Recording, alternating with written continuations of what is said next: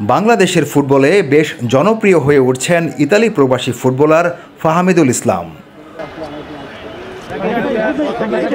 অনুশীলনেও তার সাথে এখন ছবি তুলতে চায় অনেকে।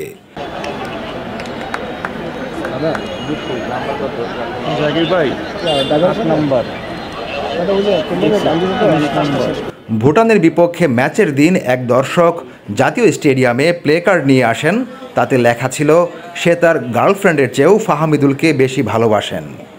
এরপর ম্যাচ শেষে ফাহামিদুল যখন গ্যালারির দিকে ছুটে আসেন তার মাকে জড়িয়ে ধরার জন্য, তখন তাকে ঘিরে রেখেছিল তার ভক্ত সমর্থকরা। আসতে না আসতেই বাংলাদেশের ফুটবলে এখন বেশ পরিচিত মুখ হয়ে উঠেছেন ফাহামিদুল ইসলাম। অনুশীলনেও দেখে বোঝার উপায় নেই, সদ্যই বাংলাদেশ দলের সাথে যোগ দিয়েছেন তিনি। সবার সাথেই দারুণ মানিয়ে নিচ্ছেন ফাহামিদুল ইসলাম। ছোট্ট গড়নের ফাহামিদুল যেন সবাইকে আপন করে নিতে পছন্দ করেন। সতীর্থদের মাঝে বোঝাপড়া যত ভালো হবে, দলীয় পারফরম্যান্সও তত উজ্জ্বল হয়ে উঠবে।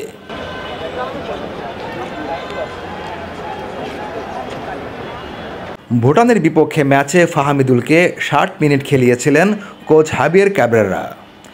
ম্যাচে সুযোগ এসেছিল তার সামনে, কিন্তু ভাগ্য সহায় হয়নি। সিঙ্গাপুরের বিপক্ষে ম্যাচে কোচের পরিকল্পনায় ফাহামিদুল কতটা জুড়ে থাকবেন সেটা সময়ই বলে দেবে। তবে 10 জুনের আগে সিঙ্গাপুরের বিপক্ষে ম্যাচের জন্যই নিজেকে প্রস্তুত করতে চান ফাহামিদুল ইসলাম।